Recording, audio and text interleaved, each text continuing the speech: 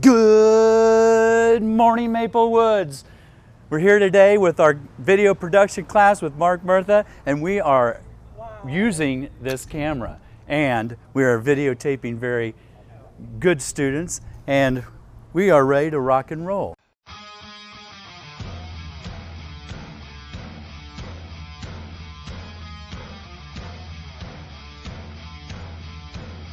Really? Yeah, go for it.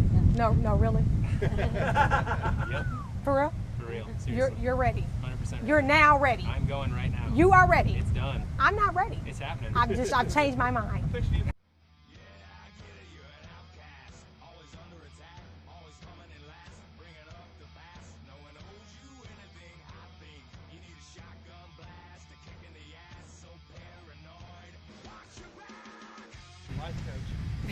Now, if you notice the guy in the background, the eyeballs the camera, Okay.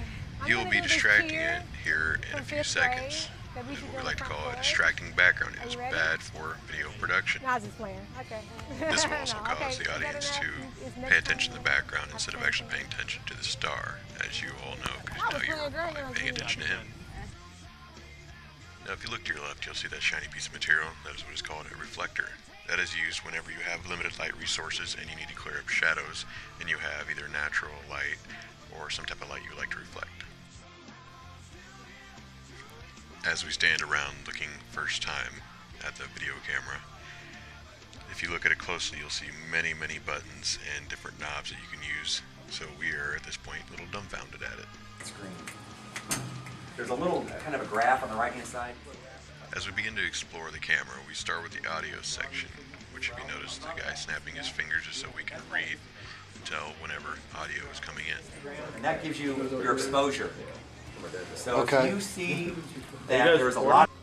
Now if you notice in the color in the background, it's being illuminated through that little lamp right there. It has a sheet of plastic on it called a gel. This is a colored sheet of plastic that will help balance out the outdoor light with the indoor light. You have those two lights come together, the camera does not blend them together, therefore you have to use this to blend them more efficiently. Now if you notice that light at the top of the video right here, that is known as a floodlight. What that does is that throws light in all directions, just illuminates the area. Now a floodlight is using a soft light.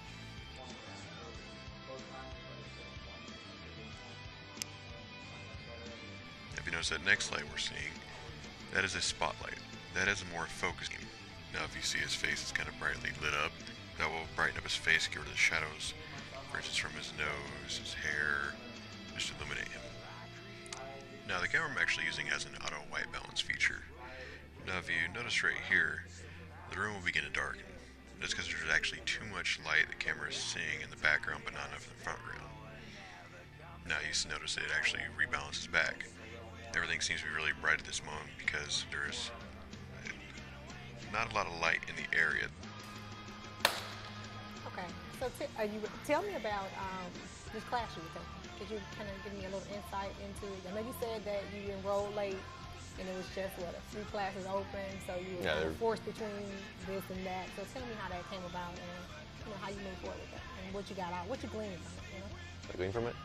Well, I ended up taking Sex, Roles, and Society, and it's actually a funner class than I expected. I expected it to be kind of a little awkward class where kind of just like kept yourself quiet, but actually that intrigues me a lot because it kind of goes into stereotypes between males and females and stuff like that, and relationships and love and how the culture and society has. Now, was it, so you would say it was a very interactive class? It was like an open Yes, forum, it's all like a discussion class? It's all in stereotypes and pretty much what the class perceives it as.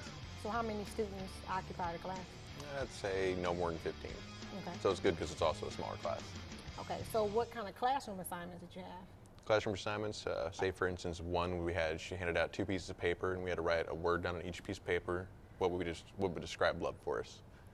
And Okay. she collected them all, put them all on the board, and we kind of got to see what everybody's different views on it was. So why 2 words, do you think? You can't really sum love up in 2 words, but it gives us a little bit of variation. So when she put the words up on the board, did you find that a lot of the words were repeated? Was it, No, I don't think any word was repeated more than once. Really? So ultimately, love is subjective? Was that the idea, or what were you Yes. trying to get from it? We were trying to define love. Or Okay. she was trying to have us attempt to define love so we could come up with, of course, the answer that you can't define love. Now, me being someone who has had no interest in learning how to create videos, I have found that I do have an interest in it. They say knowledge is power, and it doesn't hurt to take chances. While I am an aircraft electrician and a gas turbine mechanic for the United States Army, with a dream to become a video game designer, who says I can't be all that and be in a digital video production crew?